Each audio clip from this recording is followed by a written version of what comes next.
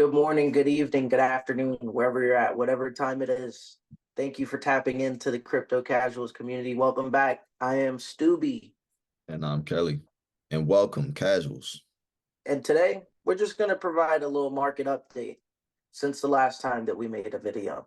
At today's point, Bitcoin is currently priced at 63.6K. As of the last video that we made, it was at 42K per coin. As you can see in this chart, the market has actually rallied, almost 75% since the last time that we've made the video, but we're currently in the midst of a correction.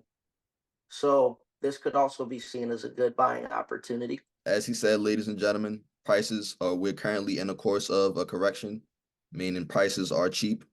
We're currently down 2.74% on the day.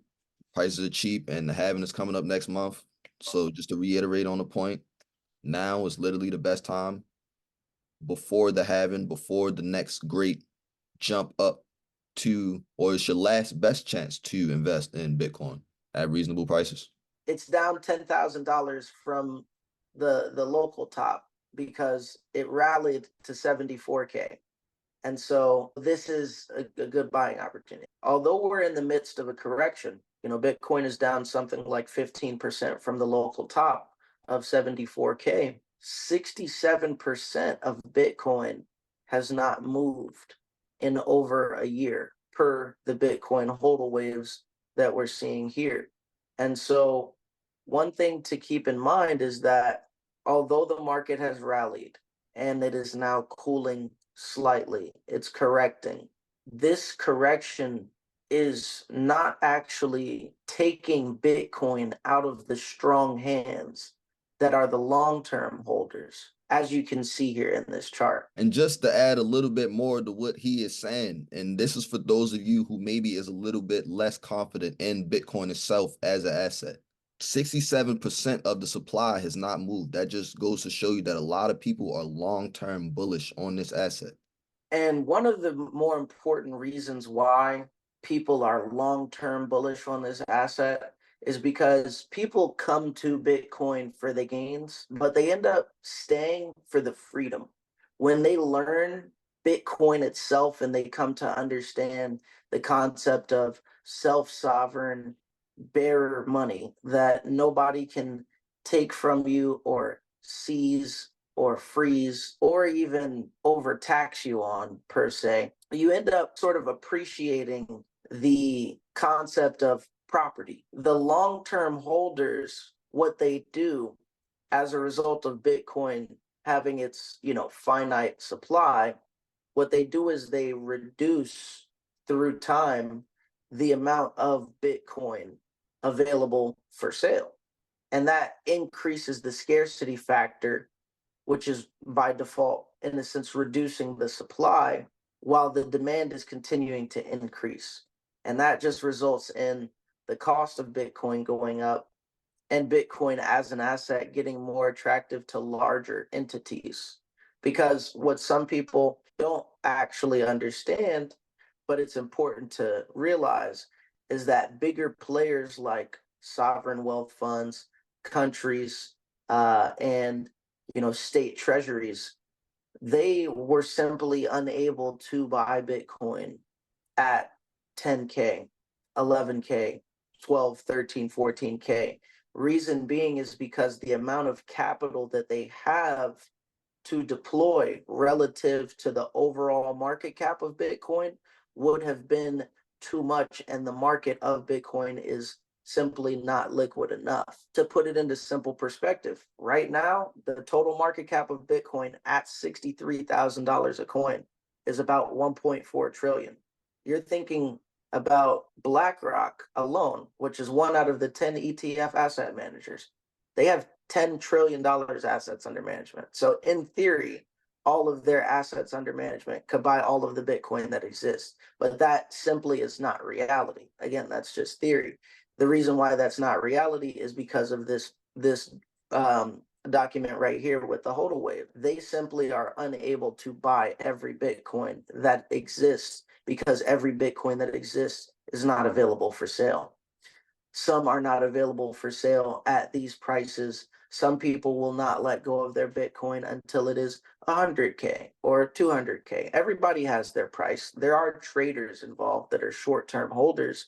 They might have bought it at 38K and they sold it at 70K. So everybody will have their price, but ultimately, because of the scarcity and the long term bullishness of the holders, this asset really only has one way to adjust, and that's upward.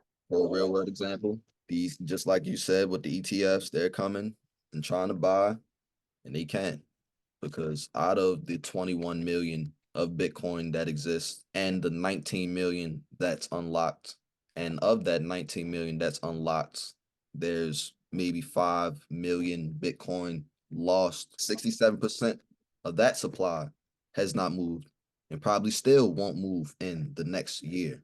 So, what you'll see here is a list of transactions from a wallet address on the Bitcoin blockchain that's known as Mr. 100.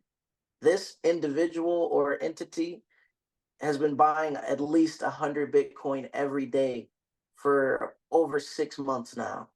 Now, just to put that into relative perspective, El Salvador, the country, began buying 1 Bitcoin per day last year, and they stopped. And they just started buying 1 Bitcoin a day again.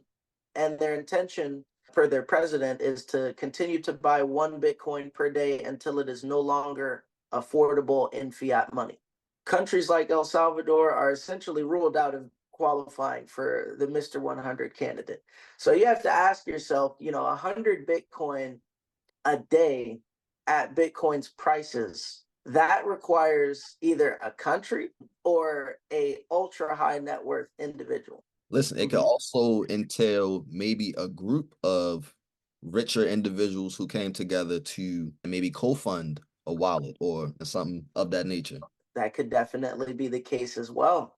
And listen, not only in addition of buying 100 Bitcoin a day, this wallet sometimes buys 100 Bitcoin multiple times a day. Like, you can see this amount. This is $6 million daily. Think about how many people or even groups of people actually have that kind of buying power. And not only have that kind of buying power, would put that into play for Bitcoin. Particularly, that's precise. And because in order to buy Bitcoin, you have to have the conviction of believing that this is a good purchase or a good trade off for your US dollars. And so, with Bitcoin, to put it into perspective, if you're a single digit millionaire, you have, for example, $1 million as your net worth.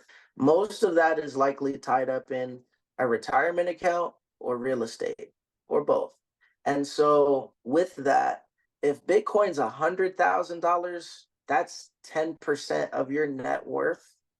Are you really willing to allocate 10% of your net worth to something that you don't know at all, or something that you don't have a fundamental understanding of as to, where it would go, what it is, what problem it solves, who it addresses, etc.? And so most people simply don't want to put the time in to do that sort of research to understand why this is something that you should or would want to convert your net worth into, or at least a portion of.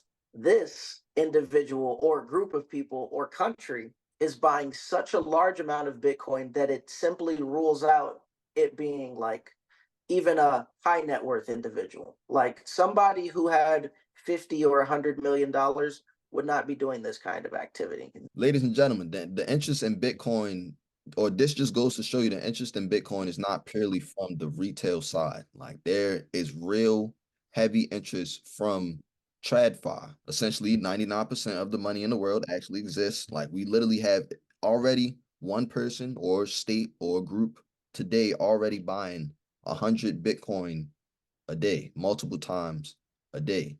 And this is in a time where Bitcoin and its value is contrarian. It's not obvious to everyone what Bitcoin does and how valuable it is, but someone with this amount of buying power already has absolute faith or a lot of faith, in my opinion. So if anything, maybe you should just take a second or third look at this asset if you don't already believe or have some faith or aren't invested yet. Ask yourself the question of what is money. When you do that, I believe that that will end up leading you to a deeper understanding of Bitcoin. But In addition to the question, what is money? I would say, what will money look like in your country in the next 5 years? These are two very essential questions that you should at least start looking into the answers of.